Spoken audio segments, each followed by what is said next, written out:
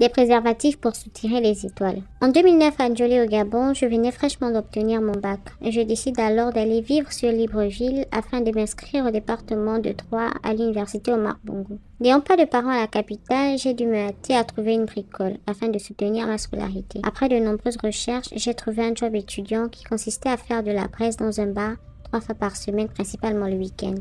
Ma patronne, qui appartenait également au bar, était très gentille. On s'était liés d'amitié et il arrivait souvent qu'après mon service, elle me dépose à la maison. Pour quelqu'une qui n'avait qu'un bar et un stand de braise, elle semblait avoir beaucoup d'argent, mais vraiment beaucoup d'argent. Un jour, ayant bu un verre de trop, elle décide de me parler de l'origine de sa richesse. Elle me dit qu'elle recrute des jeunes filles qui se donnent aux hommes pour un montant dérisoire et l'objectif principal est de soutirer les protections remplies de semences. Elle achetait ces protections peu chères avec ses filles et revendait ça à des prix très exorbitants à des ritualistes. Elle me rajoute alors que le bar qu'elle a et le stand de braise que je tenais n'étaient pas sa principale source de richesse et que sa fortune provenait de la revente des préservatifs pleins de semences. Elle m'a dit que j'étais travailleur et que je pouvais être avec elle dans ce domaine. Sans le lui dire méchamment, je lui ai dit que ce n'était pas possible, car ce qu'elle me donnait déjà comme salaire en tant que braiseur de poissons m'allait amplement. Elle a insisté, puis je lui ai dit que cela ne m'intéressait pas. Ce soir-là, j'avais terminé le service plus tôt que prévu, car il n'y avait malheureusement pas de clients. Le lendemain, lorsque je reviens travailler à l'heure actuelle,